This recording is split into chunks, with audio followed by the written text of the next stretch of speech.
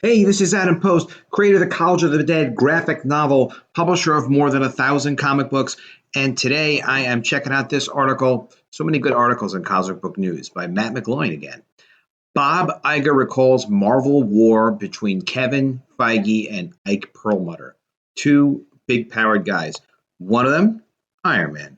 Another one, Captain America. I don't know which one's supposed to be which, but you can imagine a lot of action. So Disney CEO Bob Iger has a new book out, and it's his biography talking about how he was with Disney for 15 years as a CEO.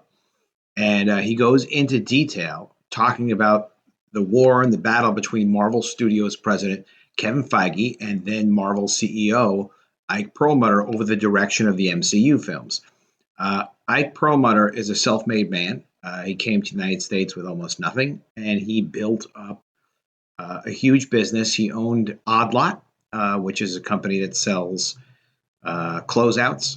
Then he started Toy Biz, the toy company, and he then merged with Toy Biz with Marvel eventually and took over Marvel Comics, saving it from Ronald Perlman when it was in bankruptcy.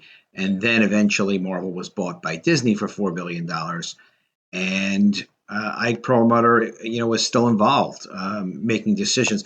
Ike Perlmutter is notorious for being cheap, but being very careful with how money is spent. Disney is also notorious for being cheap when they're producing films and things, and also just generally in compensation compared to other industry uh, producers like other movie studios and whatnot. But obviously, Disney has been very, very successful, especially when buying franchises. So, as it says in the article, long story short, Feige's been said to have butted heads with Ike Perlmutter and his advisory team, the Marvel Comics Creative Committee, over the direction of the MCU movies, the Marvel Comics Universe movies, which caused a civil war within Disney. Not literally. It's not like they were dressing up in different costumes. Probably. Well, you never know. They could have been in different costumes. It is Disney, but um, they were fighting over the direction. So reportedly, things got so bad that Perlmutter and his Marvel committee are said to be the reason why Joss Whedon left Marvel Studios and quit comic book movies following the release of Avengers: The Age of Ultron. Joss Whedon is, I mean, he makes some interesting stuff, but not all of us love his work. Anyway, we don't need Joss Whedon. James Gunn touched upon this also when he had problems with the MCCC, the committee, while doing the first Guardians of the Galaxy. And the Russos, other directors, they directed the Avengers, have also said that life is much better now and things are easier going with the Marvel committee and Perlmutter. Now that Perlmutter and the committee are no longer involved with Marvel Studios. Marvel's Kevin Feige is not happy with Ike Perlmutter and the committee. Okay, so Bob Iger said this. He said it was causing a problem between L.A. and New York, and that Iger had to step in, which is fine. He's the leader. Why would they work independently anyway when you have two gigantic separate creative communities? I don't know. Of course, you'd want Iger to kind of set the tone and say, look, this is how it has to go. And then eventually Perlmutter was driven out of that, and Feige was only going to report to Disney chief Alan Horn, who's a longtime Disney executive, instead of having to report to Perlmutter.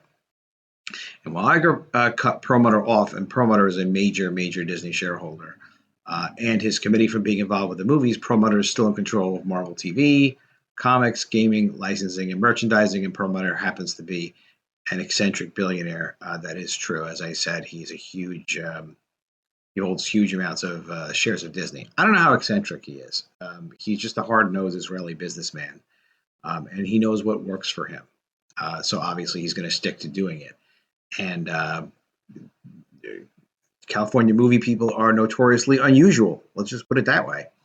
So this is a great article. He did a heck of a job again, Matt McCloy. He always writes a cool article. It's just a cool piece um, of the book from Bob Iger. It's definitely of interest. And Bob Iger's book is The Ride of a Lifetime: Lessons Learned from 15 Years as CEO of Walt Disney Company. You can get it on Amazon. So you might want to check that book out. Probably want to check out Cosmic Book News. They have great articles on there by Matt McCloy. And you should also check out College of the Dead. Hey, I'm Adam Post, creator of the College of the Dead graphic novel comic book series. Take a look at the printed prototype. This is what the book's going to look like. And we've got the 100-page ashcan book of College of the Dead. This shows how we made the book. It's got all the script and layouts. It's really, really educational, and it's really great behind-the-scenes stuff. And we have the art book, which is an 8.5 by 8.5 black and white book. It's all the art without any lettering. A really terrific book, too.